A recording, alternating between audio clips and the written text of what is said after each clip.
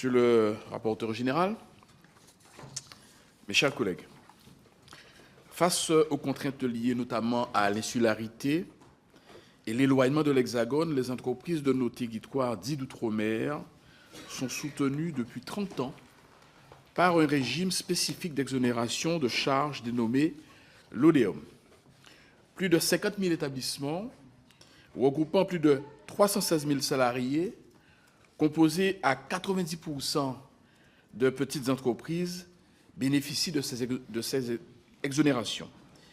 Ayant compris que le gouvernement voulait bousculer les équilibres de la LODEOM, au regard des annonces faites lors des 2 précédents projets de loi de finances et de la commande d'un rapport des inspections et des affaires sociales publié avant l'été, j'ai eu la volonté qu'une telle réforme se fasse publiquement et de manière transparente en prenant en compte les retours directs du terrain.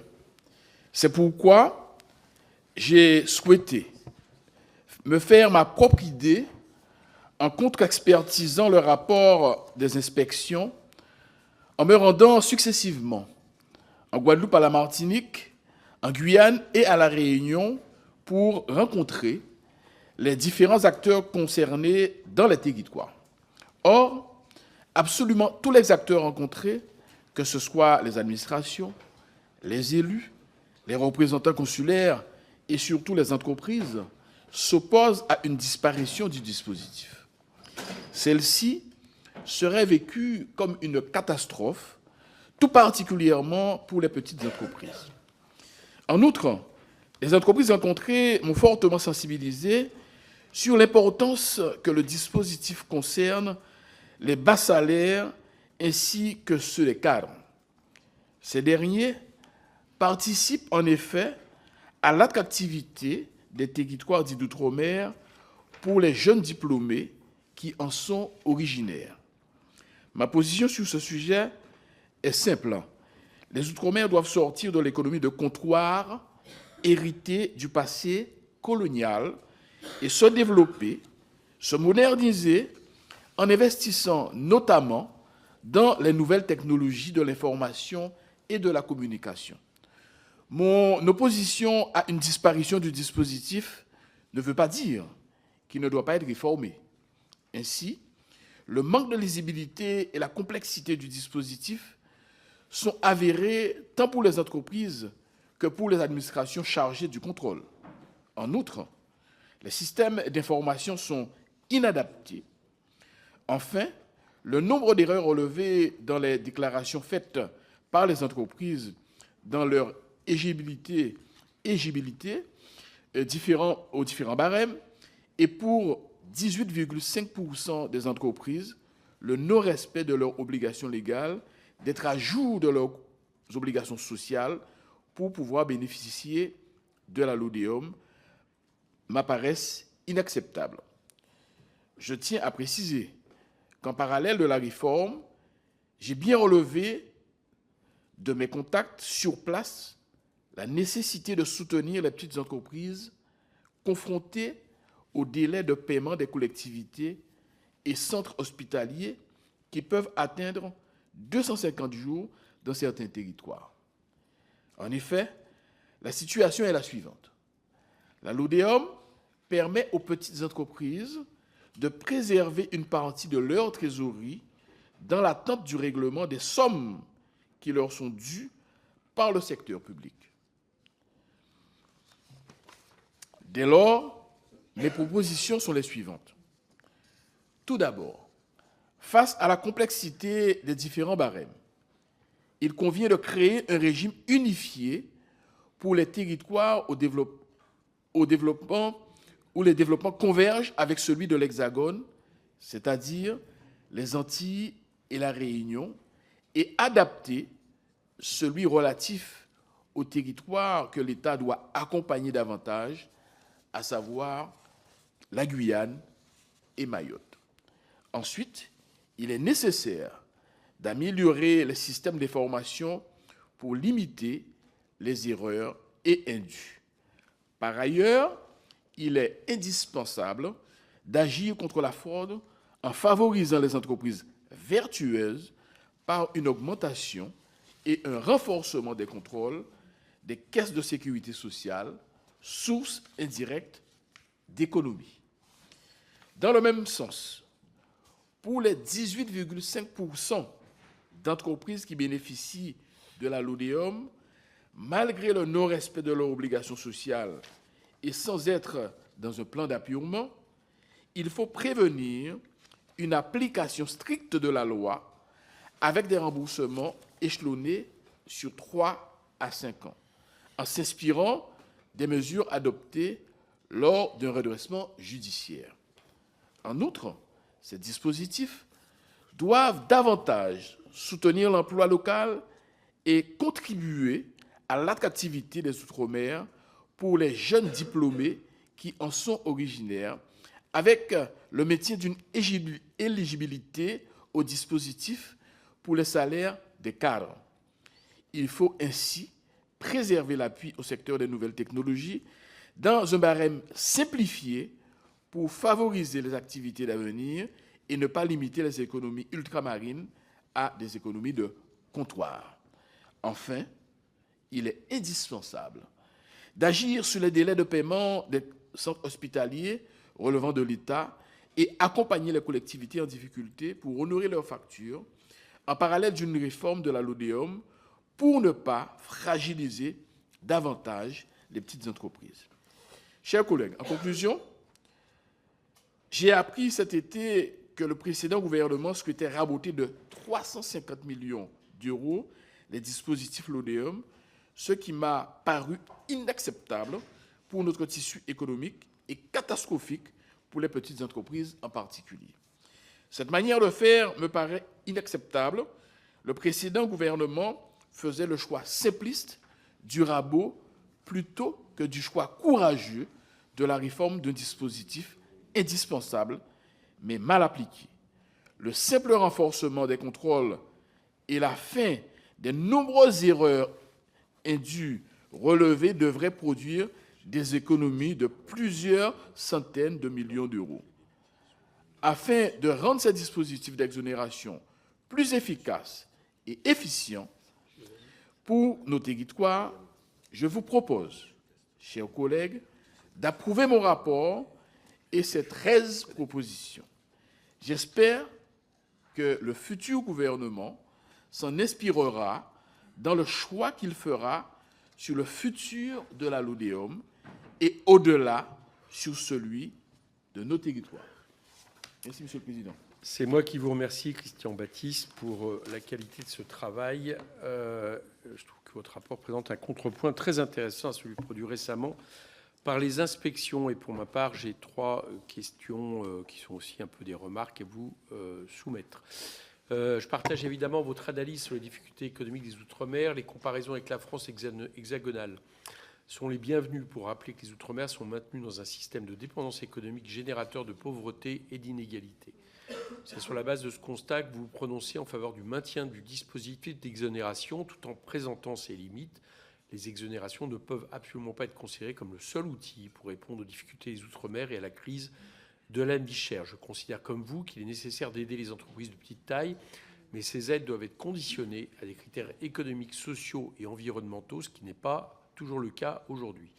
Je note toutefois que les exonérations des Outre-mer sont-elles conditionnées au paiement des cotisations sociales ou à l'inscription dans un plan d'apurement. Il me semblerait pertinent de prévoir des conditions similaires en France hexagonale. J'ai été surpris de lire que 18,5% des entreprises bénéficiaires de ces exonérations ultramarines ne respectent pas cette condition, ce qui crée une concurrence déloyale avec les entreprises qui, elles, respectent leurs obligations légales et sociales. D'où ma première question. Je voudrais donc savoir quelles seraient les évolutions possibles pour que ces entreprises respectent leurs obligations.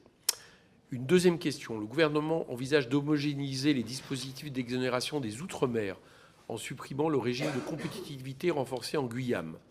Si ce régime est supprimé, les moyens mis aujourd'hui dans ce dispositif, soit 50 millions d'euros, seront-ils redéployés en Guyane? Dans le cas contraire, je crains que les conséquences de cette décision sur la vie des Guyanaises et des Guyanais soient évidemment désastreuses. Enfin, Vous vous montrez critique à l'égard de l'analyse des inspections sur le rôle des exonérations à l'accroissement des marges des entreprises. Vous considérez effectivement que les travaux des inspections n'ont pas été suffisamment approfondis sur ce sujet. Selon vous, c'est ma troisième question, quelles sont les difficultés structurelles auxquelles peuvent être liés ces taux de marge? Très bien. Sur la première question, qui concerne les évolutions possibles, tout simplement, nous estimons qu'il faut faire appliquer strictement la loi, dans la mesure où vous avez 18,5% des entreprises qui ne payent pas leurs cotisations dans le cadre de plan d'apurement, mais s'il fallait enlever le plan d'apurement, ça aurait été 30% des entreprises. Donc, c'est de faire respecter strictement la loi, d'une part, donc rentrer dans un système vertueux, et faire une pause avec ces entreprises peut-être de 6 mois, voir exactement leurs difficultés, et leur faire entrer dans un plan d'apurement qui serait effectivement, comme je l'ai dit dans mon rapport, similaire à une liquidation judiciaire. D'ailleurs, c'est une proposition qui a été faite par un expert comptable qui représentait la CCI, qui est aussi juge au niveau juge consulaire, et ensuite permettre à ces entreprises, entre 3 et 5 ans, de respecter ce plan d'apurement. Cependant, s'ils ne respectent pas, à ce moment-là, ils seront définitivement inéligibles pour ce dispositif. Donc, purement et simplement, respecter la loi. Et je dis, en respectant la loi, on peut faire une économie de 280 000 euros dans la mesure où c'est ce qui représente justement les 18,5% des entreprises qui ne payent pas, c'est 280 000 euros. Et donc, par conséquent, on pourrait éventuellement faire une économie à ce sujet. La deuxième question, c'est qui concerne la Guyane. La Guyane est un territoire qui est particulier. Déjà, c'est un territoire, il y a beaucoup d'informels. Et donc, nous estimons que mettre la Guyane dans un système général, en tout cas de droit commun, serait pénaliser ce dispositif, car ce serait retirer 50 millions d'euros d'exonération. Je rappelle que pratiquement toutes les entreprises de la Guyane, soit à peu près 5 000 entreprises, bénéficient de ces exonérations. Mais en plus, nous avons quand même un chiffre de pauvreté de 53% à la Guyane, et le PIB par habitant par rapport à la France hexagonale, hors Île-de-France, c'est 56% en 2000 et 45% en 2022. Donc, ce sont des chiffres qui prouvent qu'il faut véritablement permettre à la Guyane, qui est un cas à part, effectivement, donc on ne peut l'aligner sur les autres dispositifs. Et enfin, sur les marges. Parce qu'on pourrait croire que les marges qui existent, c'est un effet domaine. Alors évidemment, je tiens à rappeler que nous voulons que nous soyons dans un système qui soit vertueux. C'est-à-dire, si éventuellement vous avez des entreprises qui ne respectent pas ce dispositif, évidemment, il faut les pénaliser. Mais oui, je dis que la Commission n'a pas fait une étude approfondie, déjà par secteur, d'une part, mais les inspections par secteur, une étude approfondie, mais surtout, je suis très sensible à ce sujet dans un contexte de lutte contre la vie chère, mais il faut surtout il faut une analyse qui soit faite secteur par secteur, et il faut effectivement une vraie étude. Mais au départ, j'avais aussi cet a priori. Mais les chiffres sont là. Comment dire effectivement qu'il y a effectivement cette augmentation alors que le nombre de défaillances d'entreprises, selon le dernier rapport d'activité de l'IEDOM, indique dans les DROM que les défaillances sont en hausse de plus de 45% en 2023 et de 14,3% en 2024. pour environ 2000 procédures. C'est-à-dire, vous avez des entreprises qui ferment. Comment peut-il y avoir autant de défaillances si la LODEOM est aussi avantageuse? Comment le débat sur la vie chère? Il faut les vrais chiffres du partage des valeurs. Parce que là aussi, ça c'est important. Donc, je fais une recommandation pour qu'enfin les éléments objectifs et transparents soient donnés sur les marges, donc une étude beaucoup plus approfondie. Merci. Parole au rapporteur général.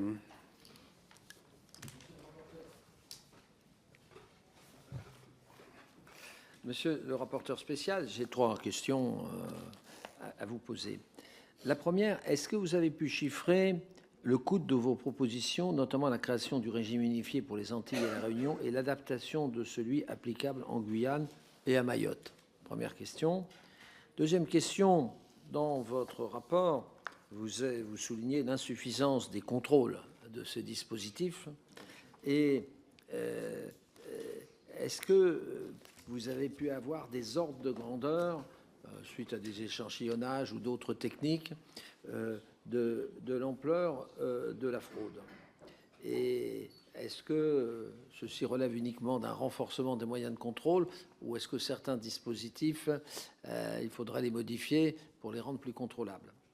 Et puis, troisième et dernière question, l'objectif des préservations des emplois outre-mer ne devrait-il pas être recentré sur certains secteurs, puisque vous plaidez pour une concentration sur les emplois modestes, avec des salaires modestes, mais est-ce qu'il ne faudrait pas un peu de concentrer sur certains secteurs, en particulier ceux susceptibles d'améliorer la balance commerciale de ces territoires?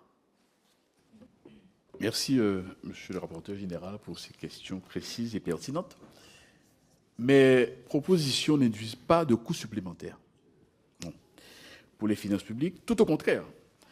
La seule application de ma recommandation numéro 8 que vous avez dans le rapport, qui vise à l'application de la loi que je viens d'expliquer, en exigeant que les entreprises bénéficiaires soient à jour de leurs cotisations ou soient dans un plan d'appuyement, aboutirait à une économie de 280 millions d'euros. Et inciterait les entreprises à se mettre en conformité avec leurs obligations sociales non sanctionnées aujourd'hui. C'est pour cette raison que je m'oppose véritablement au projet de l'ancien gouvernement qui souhaitait raboter de plus de 350 millions d'euros les dispositifs sans chercher à réformer en profondeur. S'agissant de ma recommandation numéro 10, visant à la création d'un régime unifié pour les territoires convergents avec la France hexagonale, c'est-à-dire les Antilles et la Réunion, il s'agit tout d'abord d'intégrer au régime LODEOM des DROM les collectivités de Saint-Martin et de Saint-Martin-et-Demi, pour lesquelles le rapport des inspections a relevé un taux d'anomalie de 18%, soit 4,6 millions d'euros. Le régime demandé pour la Guyane existe déjà, en fait, et pour un coût estimé pour les inspections 50 millions d'euros, et que je demande de maintenir, donc pas d'augmenter en le maintenant, au regard des enjeux bien spécifiques, comme je l'ai dit, de ce territoire, et notamment la lutte contre le secteur informel, comme je l'ai aussi précisé.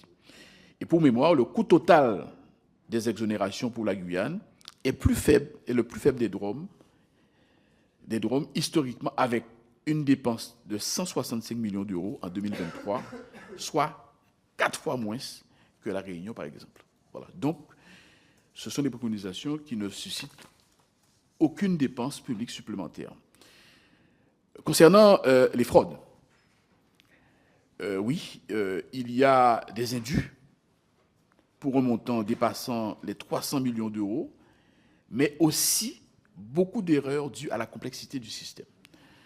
Il faut d'une part simplifier et d'autre part renforcer les contrôles en promouvant les entreprises vertueuses payant leurs cotisations sociales. Je ne cesserai jamais de le répéter. 2 cas à distinguer néanmoins. La fraude est très aisée c'est l'entreprise qui détermine elle-même le montant des exonérations auxquelles elle a droit. Moins de 1% d'entreprises contrôlées par an. Moins de 1% des entreprises sont contrôlées par an. Mais il y a aussi beaucoup d'erreurs qui aboutissent à des régularisations en faveur des entreprises. Selon les chiffres de l'URSSAF, en 2019, entre 2019 et 2024, les régularisations ont été élevées, comprises dans une fourchette entre 5,9 millions en 2019 et 12,2 millions d'euros en 2024, en hausse significative sur la période. Parmi celles-ci, la part des restitutions à l'entreprise est tout aussi très variable, mais demeure élevée avec des montants variant entre 1,8 et 7,9 millions d'euros. Dans les 2 dernières années, les restitutions ont été élevées, que les montants ont été plus élevés, les restitutions étaient plus élevées que les montants de redressement. 18,5% des établissements, je l'ai dit tout à l'heure, donc bénéficiaires de la LODEOM en juin 2024, soit 9 200 établissements pour un coût de 280 millions d'euros, perçoivent indûment la LODEOM, car n'étant pas à jour effectivement de leur cotisation sociale et surtout ne bénéficiant pas de plein d'arguments. Cette obligation légale n'est pas contrôlée par la sécurité sociale. Moins de 1%. Du fait des règles adoptées par le gouvernement rendant son application très difficile. Donc, ce sont ces recommandations que nous voulons faire, c'est renforcer, simplifier, contrôler et appliquer purement et simplement la loi, après avoir exceptionnellement proposé des plans d'apurement 3 à 5 ans, après ce plan exceptionnel de régularisation, si l'entreprise ne respecte pas ses obligations sociales, la priver du bénéfice de l'exonération. Donc, il y a plus de restitution, effectivement, que de fraude. Merci. Mathias Renaud. Il y a aussi la troisième question. Il y a une troisième question. C'est concernant la préservation des emplois. Comment ? Oui. Oui, la priorisation, oui. Pour moi, à mon avis, cette proposition est très dangereuse. Surtout parce qu'on a parlé effectivement au niveau des secteurs qu'il faut prioriser. Pour moi, elle implique de modifier le premier barème qui s'applique aux entreprises de moins de 11 salariés, qui représentent 90% du tissu économique, tout secteur confondu. Prioriser les secteurs au sein de ce barème provoquerait des licenciements pour des entreprises déjà fragiles. En outre, le système actuel, en l'occurrence le deuxième barème, est justement centré sur certains secteurs jugés prioritaires pour le développement ultramarin, environnement, industrie, agriculture, pêche, tourisme, NTIC, et le territoire. Et le troisième barème est limité aux activités innovantes. L'un des scénarios des inspections propose l'inverse, avec l'extension à tous les secteurs d'activité des exonérations dans un souci de simplicité. Le problème qui se pose, s'il y a cette extension, c'est le financement de cette mesure. Vous comprenez très bien. Il propose de limiter les exonérations pour les bas salaires uniquement. Or, comme je l'ai déjà dit, afin de sortir de l'économie de comptoir, il faut que des cadres soient concernés, notamment pour encourager les jeunes formés en France hexagonale à revenir développer nos territoires sur les métiers d'avenir. Si cela ne tenait qu'à moi, très franchement, je serais pour une extension du système actuel à tous les secteurs, mais à condition que les cadres soient concernés. Par pragmatisme et au regard de l'état de nos finances publiques, je propose que le deuxième barème soit conservé en l'état. Merci, j'avais été trop rapide, mais maintenant c'est à Mathias Renaud. Oui. Merci, monsieur le rapporteur. Déjà, je vous remercie de faire monter ce sujet, et quelque part vous avez raison de faire monter ce sujet, parce que ça fait partie de ces projets qui traînent dans les cartons de Bercy, qui se promènent de gouvernement en gouvernement, de budget en budget. Or, c'est un sujet qui est politique. Donc on verra bien si dans le PLF 2026, ce projet est repris. Si tel était le cas, eh bien, écoutez, ce serait un alourdissement, un exemple d'alourdissement des prélèvements obligatoires, voilà, qui irait à l'encontre des promesses de non-augmentation des prélèvements obligatoires qui sont celles du nouveau Premier ministre. Je suis assez content aussi qu'un élu socialiste de terrain défendent le principe des exonérations sociales, qui ne signifie pas forcément, ça c'est un peu le discours que certains peuvent avoir dans des médias nationaux, des cadeaux aux entreprises. Voilà, c'est-à-dire que l'essentiel, les fameux 200 milliards d'euros soi-disant de cadeaux aux entreprises en France, pour l'essentiel, ce sont des exonérations de cotisations sociales, ce n'est pas des subventions. Voilà, les subventions, c'est beaucoup plus marginal, et ça, on peut effectivement le remettre en cause. Troisièmement, sur ce dispositif en particulier, il est intéressant, il est d'autant plus intéressant que les rapports de l'IGAS et de l'IGF pointent à raison, à mon avis, le poids du secteur public dans les Outre-mer, qui handicape, il faut bien le dire, le développement économique de ces territoires. Donc effectivement, le taux de marge qui est constaté par l'IGF, je trouve, comme vous, qu'il n'y a pas beaucoup de développement sur cette question, pour une raison technique assez simple, je pense, c'est que, et ça a été vu pendant la commission d'enquête sur la vie chère en Outre-mer, les OPMR sont peu fonctionnels. Voilà, donc on a du mal déjà à évaluer le taux de marge. Enfin, passons ce côté technique, le taux de marge, c'est pas de toute façon un gros mot. Là où il y a un problème, et ça c'est la première question que je voudrais vous poser, est-ce que vous me rejoignez sur ce constat qu'il manque, alors c'est pas le taux de marge qui est problématique, mais il manque une concurrence entre entreprises en Outre-mer. Première question. Deuxième question un peu plus large, au-delà de votre rapport sur le dispositif l'ODEOM, est-ce que, si j'élargis un tout petit peu le sujet, vous êtes favorable aussi au maintien de la défiscalisation sur les investissements productifs en Outre-mer, qui me paraissent être aussi un dispositif très important? Merci. Monsieur le rapporteur. Alors, excusez-moi. J'ai toujours parlé de vertu. Manque de concurrence, il manque de concurrence loyale. Lorsque la concurrence est loyale, il n'y a aucun souci. Je pense qu'effectivement, qu'il y a peut-être un problème de concurrence déloyale. Et c'est toute la question, et d'ailleurs, les entreprises qui ne payent pas leurs cotisations sociales et qui ne sont pas inscrites dans un plan d'apurement, c'est une concurrence déloyale. Donc ça veut dire que, c'est ce que je dis, nous devons avoir un système vertueux.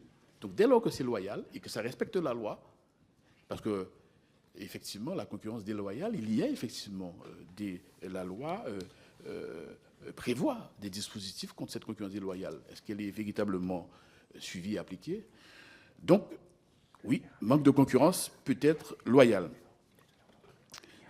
Et aussi, on peut aussi faire le lien, je l'ai dit tout à l'heure, avec le manque de paiement aussi des donneurs d'ordre. C'est-à-dire que parallèlement aussi, c'est vrai qu'une entreprise dont les créances ne sont pas recouvrées par les entreprises, les collectivités ou les entreprises publiques, les hôpitaux, forcément aussi ça pose un problème dans sa trésorerie et ça le rend moins compétitif sur le marché. Donc ça aussi, ça ne le permet pas justement d'avoir une concurrence renforcée. Est-ce que je suis favorable aux investissements? Oui. Et d'ailleurs, j'ai déjà productif concernant les Outre-mer, je pense que nous avons tous compris. Mais parfaitement, d'ailleurs, je suis en train d'expédier un courrier et au Premier ministre, et au ministre des Outre-mer, et aussi à Bercy, parce que j'ai été alerté, encore une fois, par beaucoup de chefs d'entreprise sur cette problématique, sur cette difficulté. Et là encore, c'est pourquoi justement j'ai tenu à faire cette expertise et aller dans les territoires, aller non seulement à la rencontre des chefs d'entreprise, mais j'ai visité aussi des entreprises. Et j'ai vu le résultat de ces dispositifs sur l'emploi, sur la compétitivité et notamment sur l'emploi des cadres. Donc il est important de trouver effectivement de la vertu, purement et simplement, concernant comment? Oui, Oui, sur la défiscalisation, ça va être aussi ça. Hein, donc, il faut que ça soit tout aussi vertueux. Voilà. David Daniel.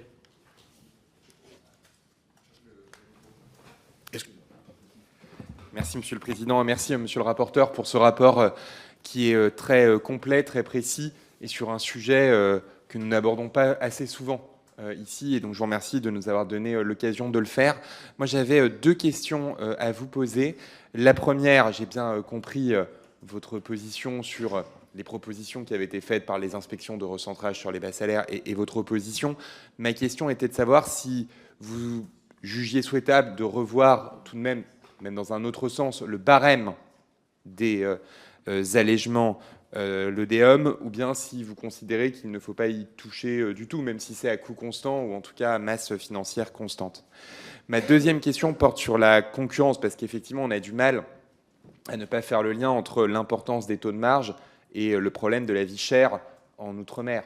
Et donc, ma question était de savoir si vous, à la lumière à la fois de ce rapport et de votre expérience évidemment d'élu de terrain, vous identifiez quelques domaines dans lesquels on pourrait renforcer la concurrence pour faire baisser les taux de marge et donc restituer évidemment du pouvoir d'achat aux habitants des Outre-mer.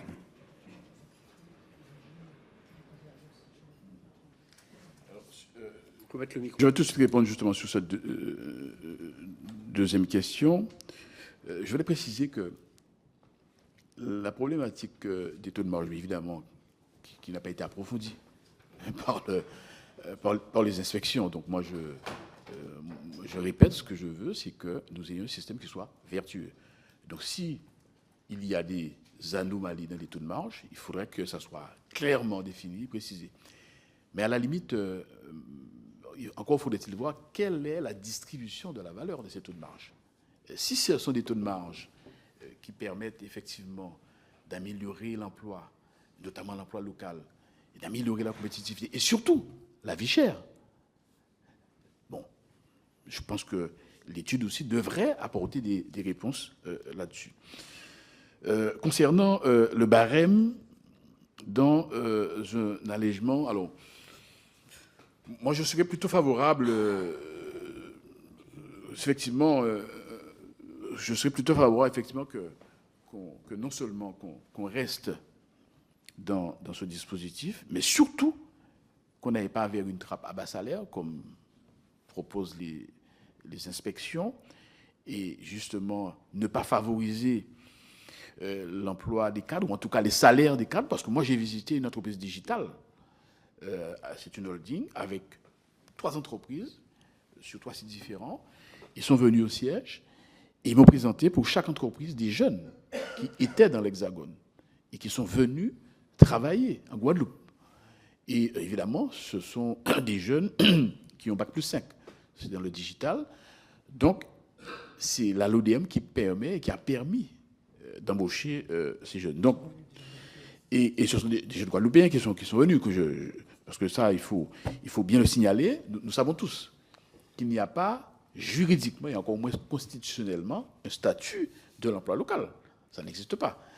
Mais quand nous disons qu'il faut favoriser l'emploi des jeunes de nos territoires, de l'emploi local, nous pensons simplement à ces jeunes qui ont fait des études et qui sont partis et qui reviennent sur le territoire pour pouvoir développer leur territoire. Donc, je serais plus favorable à ce qu'il y ait quand même un métier. Et d'ailleurs, pour l'instant, je crois que la sortie du barème est à 3,5. Ça, c'est en fonction, ça dépend desquels, mais enfin, moi, je dis surtout sur l'innovation et croissance. Mais, bon, alors à Saint-Martin, bon, c'est encore particulier, mais nous sommes à 3,5. Bon, moi, je proposerais effectivement qu'il faut le réformer. Comment ? Oui, il faut le réformer, mais en le maintenant, parce que je crois qu'il faut maintenir ces taux. Et surtout, et à la limite même, je dirais, il faudrait peut-être même faire en sorte que les taux qui sont les plus bas au niveau du SMIC, qu'on puisse même un peu valoriser. Bon, mais là encore, je crois que cette réforme doit faire l'objet je dirais, et c'est ce que les entreprises m'ont bien chargé de vous dire ici à la Commission et au gouvernement, il faut qu'il y ait une vraie concertation avec les acteurs de terrain, et surtout les entreprises. Merci. Alors, je crois que c'est Giovanni William qui souhaite la bienvenue dans cette commission pour le groupe socialiste.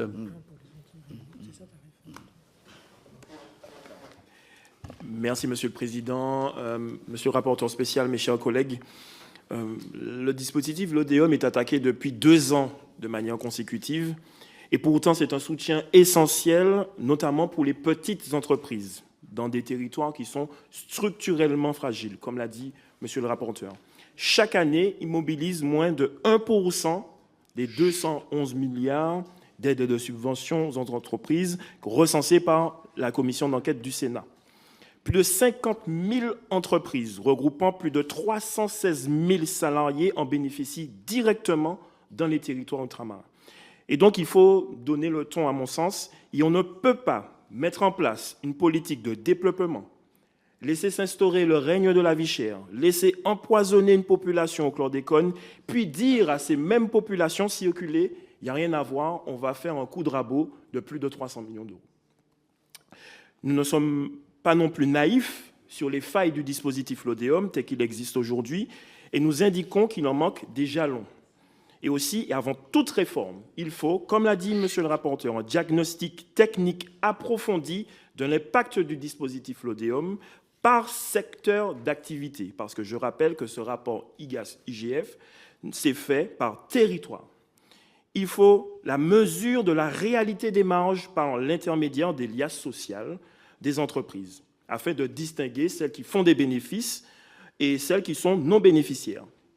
Et il faut enfin quantifier les effets évités. Ça, on n'en a pas assez parlé, à savoir des faillites, des pertes d'emploi ou des liquidations, des fermetures de filières entières qui auraient lieu sans le dispositif LODEOM. Et donc, en d'autres termes, il faut une véritable stratégie pour nos territoires. Et c'est pourquoi nous soutenons sans réserve le rapport de notre collègue ainsi que ses préconisations. Bien. Il n'y a pas vraiment de questions, mais allez-y. Merci. Voilà, tout simplement. Donc, ce que je veux dire, c'est que, rapidement, ça a été dit, que ce n'est pas une faveur qu'on accorde à nos entreprises, de par le fait que, et je pense que je me plais à le dire, nous sommes dans un système qui n'a jamais permis des politiques de développement économique. Nous avons été départementalisation le 19 mars 1946, mais vous comprenez très bien que la nuit du 19 mars au 20 mars, nous ne sommes pas passés de colonie à département brusquement. Et les égalités que prévoit la loi de départementalisation, c'est l'égalité sociale. Il n'y a pas de clause pour une politique de développement économique. Et même au niveau de ces clauses sociales, il y en a beaucoup, notamment le SMIC, qui ont été mises en œuvre très longtemps après 1946. Mais pire, c'est que non seulement il n'y a pas eu de développement, de politique de développement d'une manière générale de nos territoires, mais on a même mis en place des systèmes pour dévitaliser nos territoires, pour déporter, je dirais presque, nos compatriotes avec le Bibidon en 1962, c'est-à-dire que nous sommes arrivés à un moment donné où il n'y avait pas d'emploi, donc on dit, mais voilà, on vous donne un billet d'aller simple pour aller dans l'Hexagone, pour pouvoir travailler. Et en promettant des formations avec certaines désillusions. Il y en a qui ont réussi. Donc ça veut dire, et vous connaissez aussi, et ça c'est pour tous les territoires, notamment, et aussi pour les Réunionnais qui connaissent, les enfants de la Creuse. Voilà, donc non seulement ça, on a cherché à dévitaliser, aller simple. Et aujourd'hui, c'est maintenant d'ailleurs, j'ai rencontré, alors c'est un dispositif, le Bibidom, aujourd'hui c'est l'ADOM, il y a eu des évolutions. Mais le décret a été signé dernièrement, mais il n'y a pas encore d'arrêté pour son application. Donc voilà, donc tout ça pour vous dire que la LODEOM, c'est un aspect, mais qui doit s'inscrire et qui doit s'adosser dans une démarche de développement économique. Et je suis tout à fait d'accord pour dire que j'aborde le sujet de façon éminemment politique et qu'on ne peut pas non plus se limiter simplement à cette réforme, mais derrière tout ça, il faut que cette réforme puisse s'inscrire aussi dans une véritable démarche de développement économique. Et d'ailleurs, les contraintes ont été reconnues par ailleurs par l'Union européenne au sein du traité de fonctionnement de l'Union européenne, c'est-à-dire les RUP. Les RUP, c'est l'article 349. L'article 349, justement, qui reconnaît ce retard structurel, les handicaps, et qui donne effectivement des accompagnements concernant nos territoires ultramarins. Voilà. Merci, chers collègues. Merci. Christine Arrigui. Oui, merci, Monsieur le Président, Monsieur le rapporteur spécial, chers collègues. Je tiens tout d'abord à saluer la qualité de votre travail qui permet d'étendre le champ vu face aux propositions d'économie budgétaire de l'Inspection générale des finances et de l'Inspection générale des affaires sociales. Alors, notre groupe partage vos observations. Les exonérations issues de la loi pour l'ouverture et le développement économique de l'outre-mer constituent un levier qui tient compte des caractéristiques actuelles de nos territoires ultramarins, éloignement géographique, insularité et étroitesse des marchés. Toute réforme doit être guidée par la recherche de la justice sociale et de l'équité territoriale et évidemment une vision de développement durable, pas par une logique d'économie budgétaire de courte vue. Nous nous opposons donc à la proposition de recentrage des exonérations sur les bas salaires. Céder à cette logique, c'est condamner durablement les Outre-mer à, je vous cite, une économie de comptoir. Si l'exonération des bas salaires participe de la volonté de maintenir l'emploi, il est tout aussi crucial de favoriser la montée en gamme des emplois locaux. La conciliation de ces deux objectifs passe par la réforme et la consolidation du barème innovation et croissance qui correspond aujourd'hui à une exonération totale des cotisations patronales jusqu'à 1,7 SMIC, avec pour objectif de s'assurer que nos jeunes diplômés ultramarins puissent revenir et œuvrer dans des secteurs d'avenir qui sont les nouvelles technologies de l'information et la communication, par exemple. La justice territoriale exige aussi une différenciation, vous l'avez noté, votre rapport démontre que vouloir aligner dogmatiquement la Guyane avec les autres départements et régions d'outre-mer serait inadapté compte tenu des spécificités de ces territoires, une démographie dynamique, un taux de pauvreté très élevé et une économie informelle importante. Et nous soutenons évidemment le soutien des critères d'éligibilité plus étendus pour la Guyane. Et pour finir, mais cela a été déjà dit, et donc c'était ma question, mais vous y avez répondu, comment accepter que 18,5% des établissements bénéficiaires des conditions d'attractivité créées par la loi pour le développement économique de l'outre-mer soient en situation d'irrégularité déclarative? Eh bien, au regard de la situation actuelle de nos territoires ultramarins, vos propositions trouveront, j'en suis certaine, un écho dans la future Assemblée qui va nous réunir prochainement.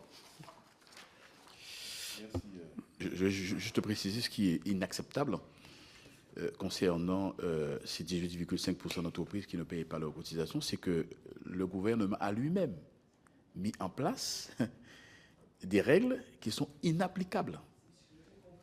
Voilà, c'est ça le problème. Merci. Merci. Jean-Victor Castor pour le groupe GDR, même s'il est placé avec le groupe DR. Mais je ne pense pas que vous ayez changé de... C'est pas bien grave. Je vous souhaite la bienvenue dans cette commission. C'est pas bien grave, je ne suis pas souvent dans cette commission. Bonjour à tout le monde. Merci le Président, merci le rapporteur. En fait, vous ne serez pas étonné si je parle particulièrement de la Guyane. En fait, je pense qu'il faut ramener les choses à la réalité. La réalité, c'est que la Guyane, c'est un territoire, d'abord, qui n'est pas aménagé. Il n'y a pas de port en eau profonde. Les coûts, tous les coûts maritimes sont exorbitants. En dehors du fait qu'il y a une oligopole avec la CMA-CGM, nous avons un vrai problème. Les routes sont dans des états désastreux. Il y a des communes qui n'ont pas de route. La plupart du tissu économique, enfin le tissu économique, ce sont des entreprises qui sont extrêmement petites, avec 3 personnes, 2 employés maximum, etc. Et puis plus généralement, il n'y a jamais eu de volonté en fait, de développer un territoire comme celui-là, qui a énormément de ressources, parce qu'il y a une doctrine en France, tous les gouvernements l'appliquent, la Guyane doit rester sous cloche. Et le paradoxe, c'est que la Guyane n'a pas toujours été comme ça. La Guyane a été un territoire avec une industrie, et pas simplement l'industrie du spatial, l'industrie de la pêche, l'industrie du bois, l'industrie de l'or, avec une balance commerciale, accrochez-vous, hein, où nous avions 90% d'exportation et 10% d'importation. Aujourd'hui, cette balance commerciale est totalement inversée. Donc, les pouvoirs publics ont comme responsabilité, de par justement le fait que le désengagement de l'État en Guyane, c'est d'assumer un accompagnement du monde économique, pas de le pénaliser. Alors, moi, je suis un ancien syndicaliste, j'ai fait 40 ans de syndicalisme, je ne suis pas pour la défiscalisation et des choses comme ça. Mais quand il y a une réalité économique, il faut en tenir compte. Donc, il faut d'abord que l'État investisse lourdement avec les lois de programmation pour rattraper le retard en matière d'aménagement. Il faut qu'on ait des institutions financières qui accompagnent, parce que vous appelez une banque aujourd'hui en Guyane pour acheter un véhicule 4x4 ou etc. à 50 000, 70 000 euros, les heures qui suivent, vous avez votre prêt. Vous demandez 20 000 euros pour créer une entreprise, mais c'est impossible. Il n'y a pas de banque à risque chez nous. Donc en fait, toutes les conditions sont réunies pour qu'il n'y ait pas de développement économique. Or, nous avons des ressources qui sont gigantesques. Et il faut bien tenir compte, ce sera mon dernier propos, il faut se rendre compte de ce qui se passe sur le plateau des Guyanes aujourd'hui. La Guyane risque de se dépeupler parce que les gens iront travailler au Suriname, au Guyana et au Brésil. C'est ça la réalité de la Guyane aujourd'hui. Alors, c'est vrai que tout le monde n'est pas d'accord pour l'exploitation des énergies fossiles ici, mais c'est ce qui se passe sur le plateau des Guyanes. Et puis, en dehors des énergies fossiles, il y a l'or. Le kilo d'or aujourd'hui, il est à 100 000 euros. Aujourd'hui, au moment où je vous parle. Ça fait 40 ans que l'activité illégale prospère sur l'orpaillage illégal, prospère en Guyane. Ça fait pratiquement 1 milliard aujourd'hui par an, c'est à peu près 10 tonnes, grosso modo, d'extrait. 10 tonnes pour les activités illégales, 1,7 tonnes pour les activités légales. Et je le redis ici, nous avions des opérateurs dans l'activité aurifère. L'administration d'État s'est évertuée à les harceler administrativement. Aujourd'hui, il ne reste que quasiment plus personne. Pour la pêche, nous avions une industrie qui est le 3e port de pêche, avec environ 200 chalutiers. Il en reste 6 en Guyane. C'est-à-dire qu'on a cassé l'industrie. Et vous savez que c'est l'industrie qui est le moteur, en fait, en économie.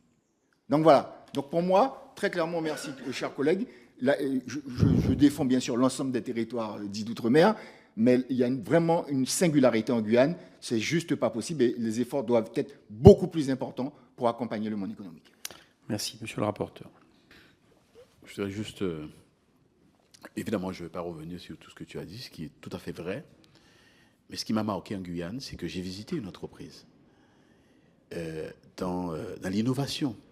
Et plus précisément, une entreprise qui cherche au niveau des sols qui sont contaminés. Et ce sont des sols on fait des études pour pouvoir les revitaliser. Et bien évidemment, quels sont les agents, les employés qui font ce type de travail? Ce sont des gens qui sont bien formés, scientifiquement, techniquement. Ce sont des bac plus 5. Voilà. Ça veut dire que, en plus de ça, c'est qu'il y a toute cette industrie qui a été cassée, donc, mais qui est là, qu'il faut remettre en... Mais il y a aussi cette approche des nouvelles technologies, comme tous les autres territoires. En plus de ça, que la Guyane, il n'y a pas effectivement que l'aérospatiale. C'est de la nouvelle technologie, certes, mais les nouvelles technologies de la Guyane ne se limitent pas à l'aérospatiale. Vous avez des petites entreprises qui sont en pointe. Et là aussi, et d'ailleurs, j'ai vu la fiche de paye de cette entreprise. Lorsqu'effectivement, on n'atteint pas le barème pour sortir, eh bien, c'est 700 € de l'ODEOM que l'entreprise bénéficie. 700 €. Voilà. En tout cas, c'est un territoire, effectivement, qui a énormément de potentialité. Merci. Est-ce qu'il y a d'autres intervenants? Oui, alors, donc je passe la parole à Béatrice Bellet, à qui je souhaite la bienvenue dans cette commission. Merci, Monsieur le Président, Monsieur le rapporteur spécial, chers collègues.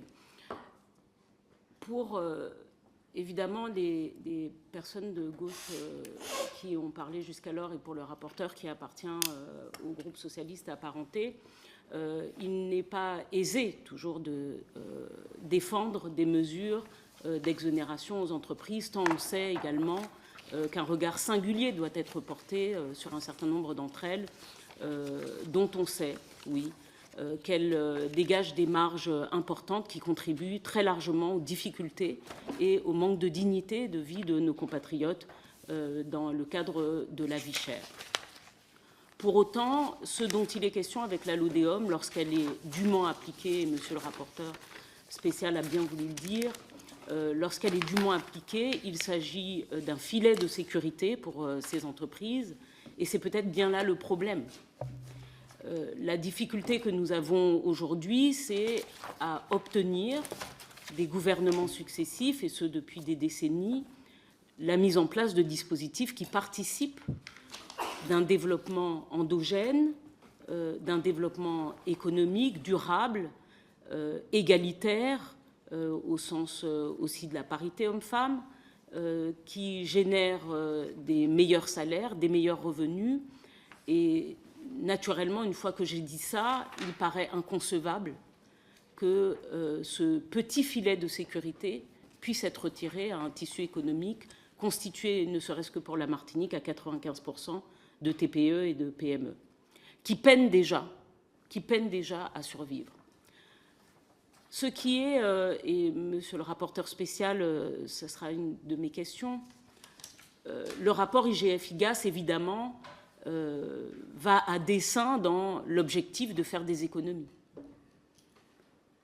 et d'appeler les pays des océans dits d'outre-mer à contribuer à ce processus d'économie. Pourtant, il ne fait pas la balance avec les revenus sortants.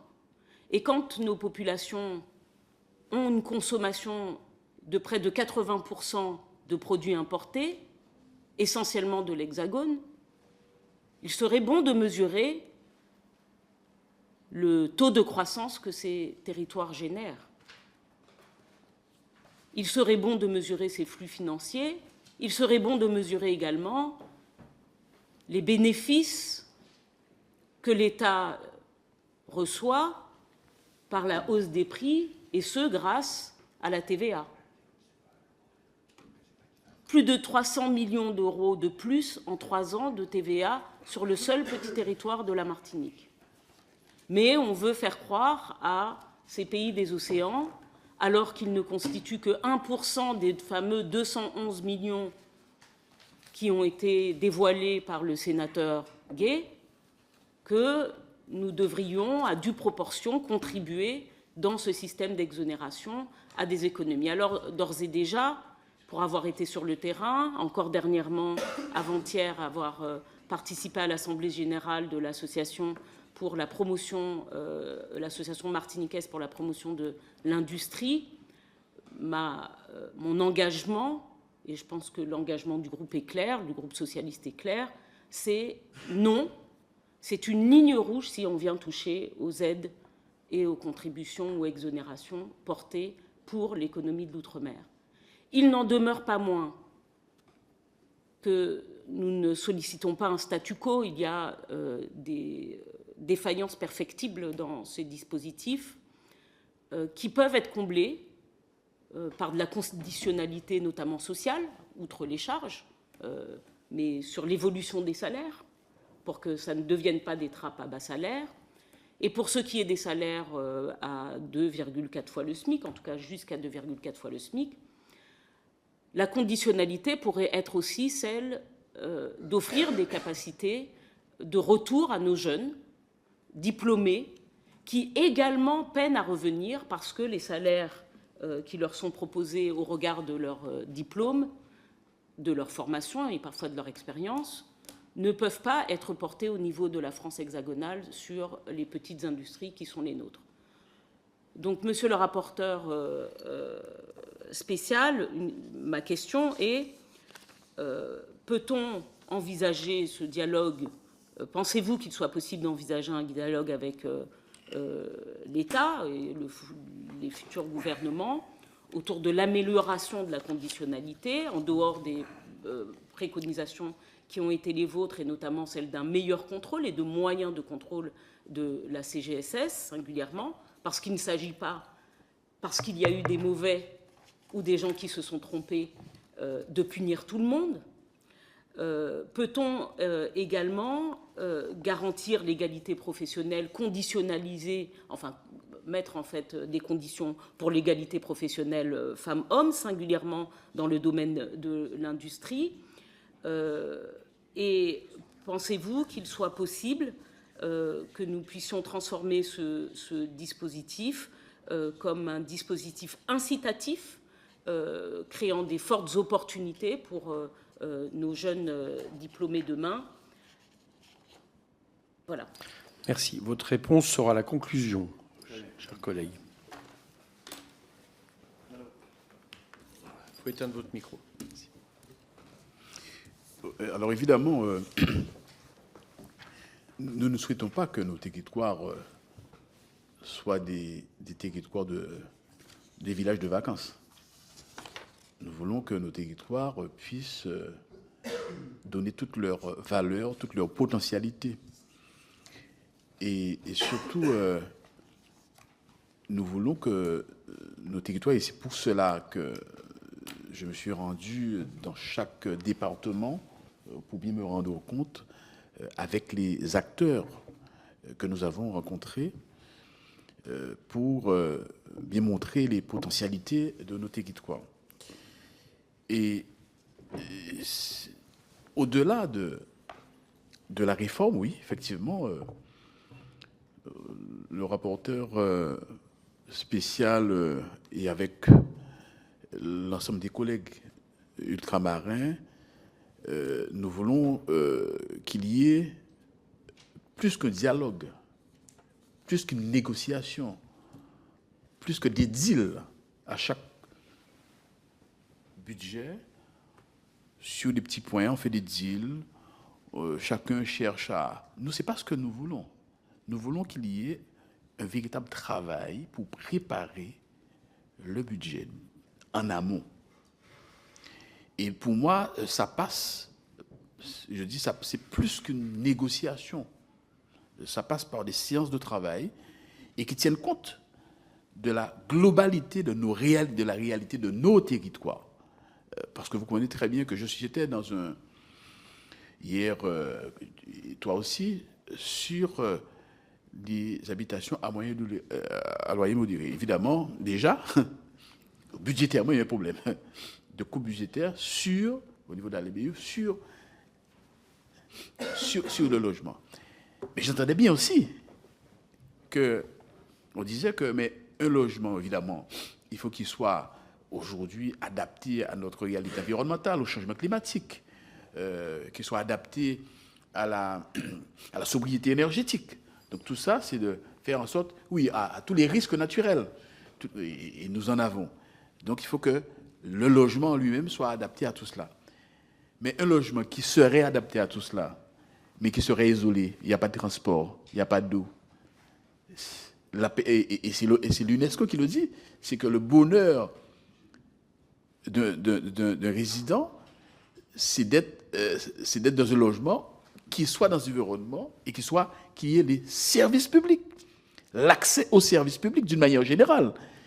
Et c'est pour cela que nous demandons effectivement qu'il y ait un budget qui soit pas simplement une mission outre-mer de 3,2 milliards ou 3,6 milliards, mais il faut voir que l'ensemble des missions sur l'ensemble des ministères, c'est 22 milliards. Et nous voulons avoir une vision globale sur l'ensemble de ces dépenses. Et donc, c'est ce travail que nous voulons effectuer et faire comprendre à l'ensemble, et pas simplement à un môme, ou aller dealer avec un môme. Nous voulons que nous puissions échanger avec l'ensemble des ministères pour que notre situation soit une approche systémique et prenne en compte l'ensemble des problématiques qui automatiquement s'imbriquent et s'impliquent. Et donc, cette LODEOM, chers collègues, pour conclure, ce rapport, c'est une porte ouverte. C'est une porte ouverte, évidemment, comme je dis, nous sommes, et je vais me battre contre ce rabot de 350 millions d'euros. Ce sera la catastrophe, d'une part, mais cela suppose aussi qu'il y ait une réforme significatives pour permettre effectivement à ce dispositif d'être vertueux, mais tout ceci ne saurait se suffire à soi-même. Il faut que ça soit dans un cadre de développement de nos territoires et qu'il y ait cette réelle volonté de développement qui crée l'emploi, qui crée la compétitivité, mais aussi qui aille vers des territoires où, dans un cadre aussi, où nous ayons une responsabilité politique, parce que nous sommes dans des bassins différents, l'océan Indien, entre autres, la Caraïbe, et nous avons des pays qui sont autour de nous, avec qui nous pouvons commercer, et qui, effectivement, avec qui nous pouvons échanger, évidemment, tenant compte des normes. Si l'Europe reconnaît notre situation, c'est effectivement, nous avons des normes qui sont contraignantes, mais que nous ayons aussi cette possibilité d'échanger avec nos voisins et faire en sorte que là où nous exportons depuis le Moyen-Orient, depuis l'Europe, eh bien que nous pouvons faire juste à côté des grands pays qui nous entourent. Donc c'est ce destin que nous voulons pour notre territoire. En tout cas, chers collègues, je vous remercie du soutien apporté et merci, Monsieur le Président. Merci. Juste un petit mot, si chacun d'ailleurs un peu l'a exprimé, enfin en tout cas de la part des groupes de gauche sur la contradiction possible entre soutenir un dispositif d'exonération par rapport à ce qu'on pense nous-mêmes des politiques d'aide en termes d'exonération et auxquelles je peux rejoindre vu les spécificités d'outre-mer. Ce qu'il ne faut pas non plus, c'est que le maintien de ce dispositif cache un autre fait, c'est que le budget qui était prévu pour outre-mer dans le budget Bayrou, c'était une baisse significative de plusieurs centaines de millions d'euros cette année. Et voilà, 700, merci, j'étais en train de le rechercher, donc merci. Et que donc, l'un ne peut pas remplacer l'autre, quoi, pour aller vite. Parce que, comme disait Jean-Victor Castor tout à l'heure, c'était vrai pour la Guyane, mais les investissements massifs nécessaires sont toujours à attendre. Et au contraire, depuis 2 ans, on assiste à une baisse des budgets en tant que tels, quoi. Bien, je consulte la commission.